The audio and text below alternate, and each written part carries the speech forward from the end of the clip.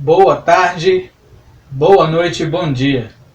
Hoje vamos dar continuidade aos nossos vídeos e hoje fazemos a nossa segunda resenha aqui do canal. A primeira foi de Gabriel Garcia Marques, dos 100 anos de solidão, e hoje nós vamos fazer a resenha de Henrique VIII de Shakespeare.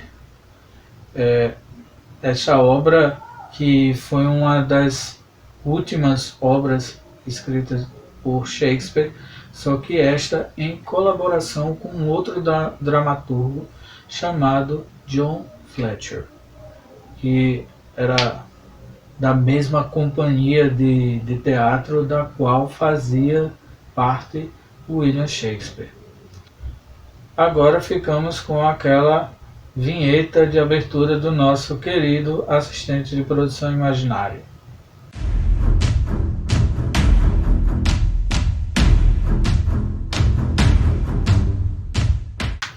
E voltamos e agora vamos primeiramente a uma pequena ficha técnica, dessa vez não de Shakespeare, mas da peça em si.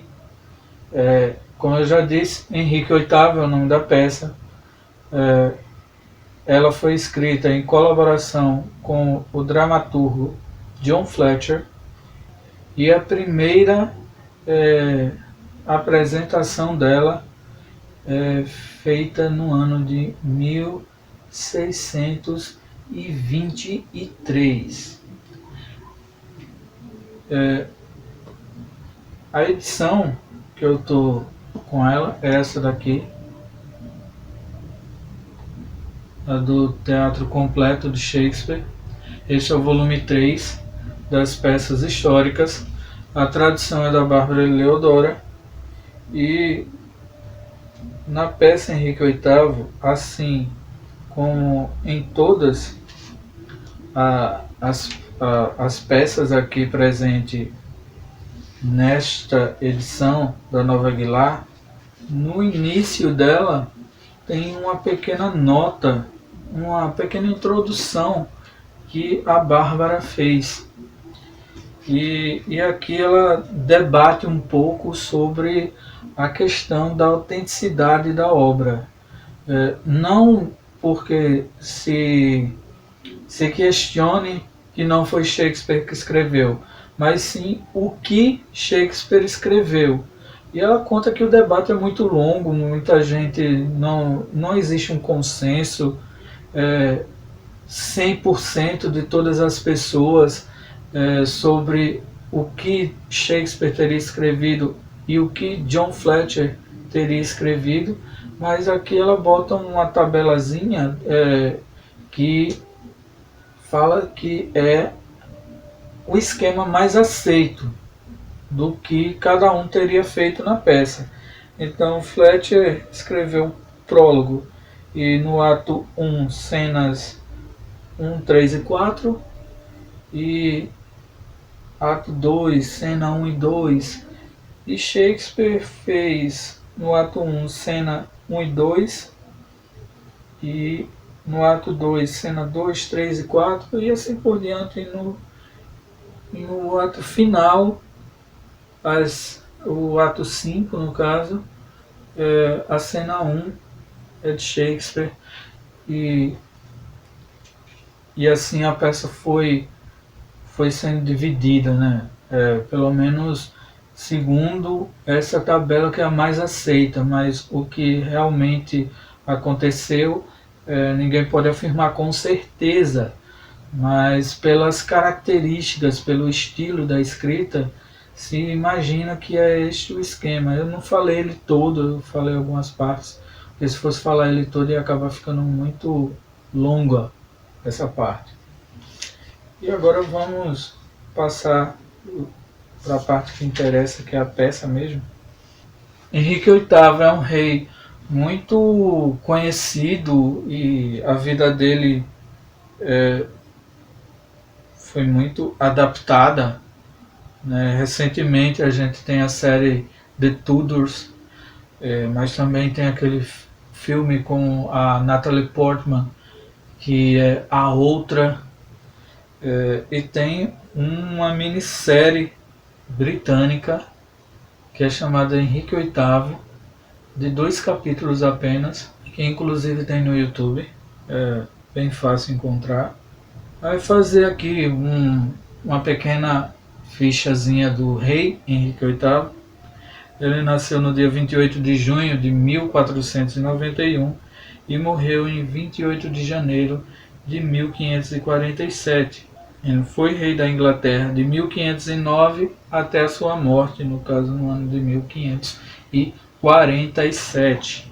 É também Lorde e Rei da Irlanda.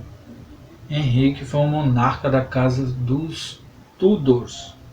E aqui nessa parte de casamentos, que no final Henrique passa a ter a história mais longa, porque ele se casou 6 vezes. Incrível, ele se casou 6 vezes. E não sei por que acidente do destino as 6 esposas dele morreram. A primeira esposa dele, Catarina de Aragão, foi também esposa do irmão dele, Arthur. E Arthur era o que seria o rei da Inglaterra, só que Arthur morreu antes de assumir o trono. Então a coisa acabou caindo no colo do Henrique. Ele não estava sendo preparado para ser rei.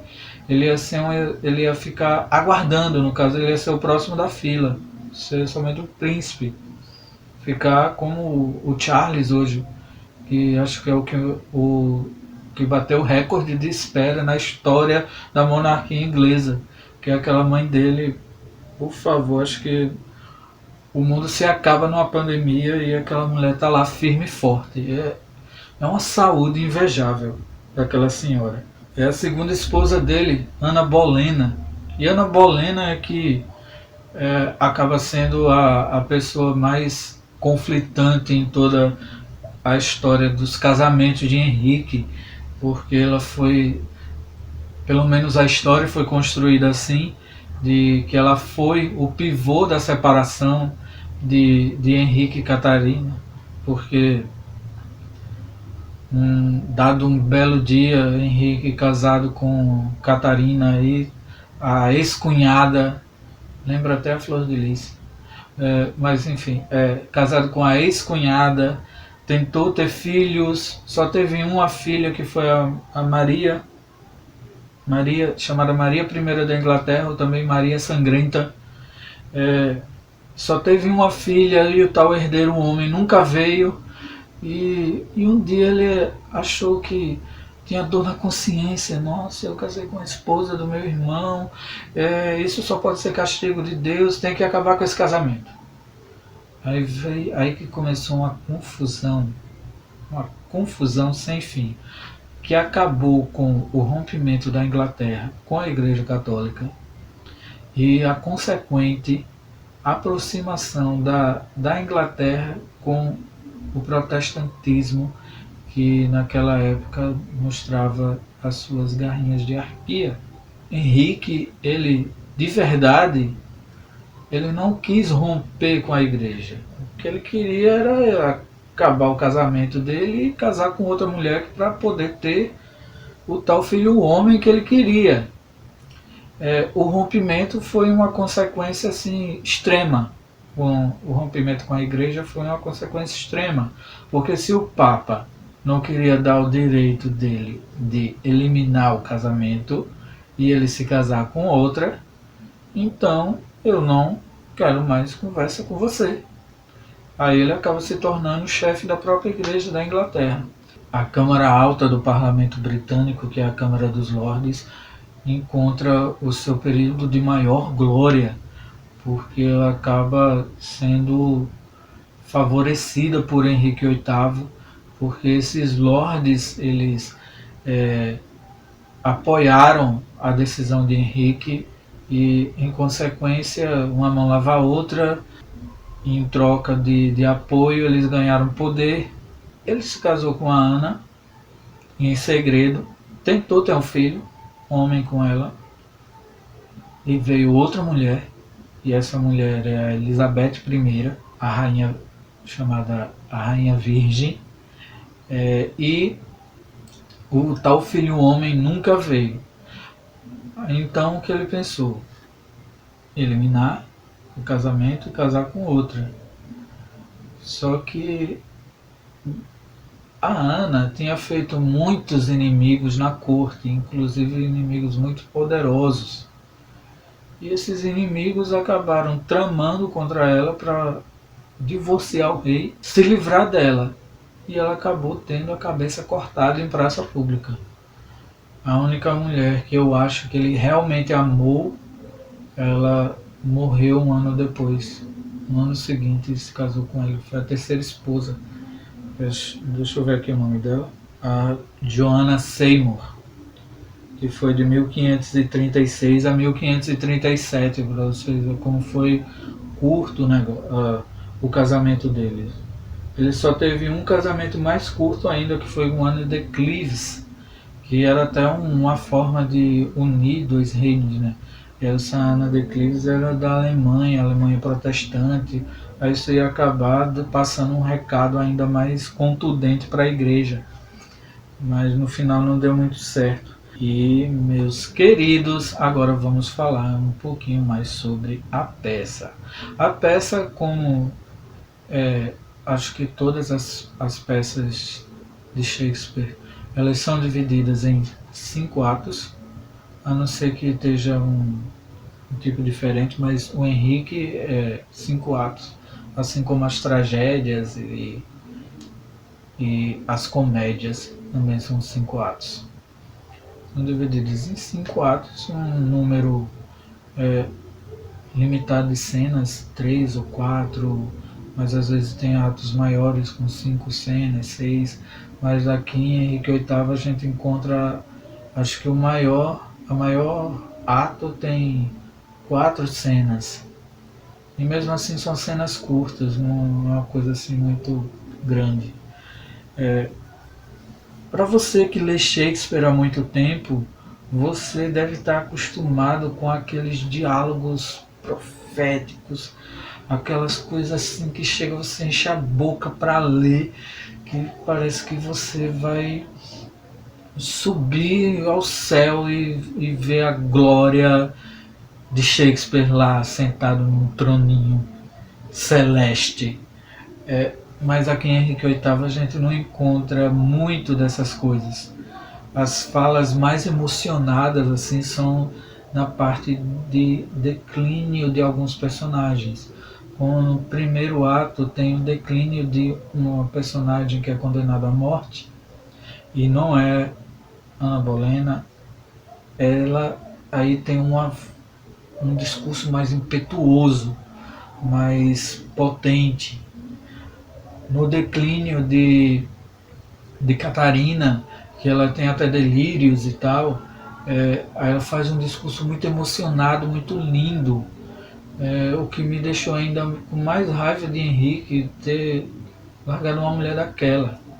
E a peça ela acaba com o nascimento de Elizabeth. Eu criei muitas expectativas em relação a isso, mas a gente não vai ter nenhuma rainha decapitada, nenhuma rainha jogada à miséria nessa peça de Shakespeare. Isso porque Shakespeare escreveu Henrique VIII no período que o rei da Inglaterra era Jaime I. E isso foi depois do fim do reinado de Elizabeth. E Shakespeare viveu esse período elisabetano. E naquela época havia um tanto assim de censura.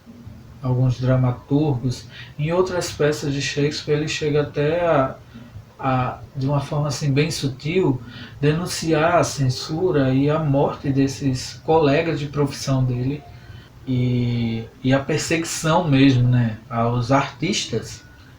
apesar da Elizabeth ter sido uma grande incentivadora das artes, assim como Dom Pedro II foi aqui no Brasil. Essa questão de censura e perseguição fazia com que ele escrevesse de certa forma sobre certos temas ou não tocasse neles, como foi o caso aqui de Henrique VIII, e também não ficava bem estar falando mal de um rei. Hoje, com a distância do tempo, a gente tem uma certa liberdade para falar certas coisas. E uma série como The Tudors não seria possível em forma dramatúrgica na época de Shakespeare. Não só pela censura, não só pela perseguição, também porque você só trabalhava, você só podia encenar suas coisas porque o rei deixava você fazer. Se você falasse mal de um rei, mesmo que um rei do passado, mesmo que um rei que hoje já não fosse tão bem visto pelo rei atual, não ficava bem estar falando mal do rei. Então tinha certos assuntos que não eram tocados. E eu esperava assim ver uma peça muito maior, mas ela pega um pedacinho assim muito curto de toda a história que aconteceu com Henrique. Tanto que quando a peça começa ele já é rei. O casamento com a Catarina já está em declínio. Eu acho que ia ver assim o início dele como rei e tal, mas não veio. E se você gostou desse vídeo, não esqueça de deixar o seu like. E se você leu Henrique VIII de Shakespeare, comenta aí para me dizer o que você achou. E se você quiser também, compartilha. Se não está inscrito, se inscreve, por favor, que ajuda bastante esse canal. Agora nós ficamos com a vinheta de encerramento do nosso querido assistente de produção Imaginário. Até a próxima semana e um grande beijo para vocês, meus queridos.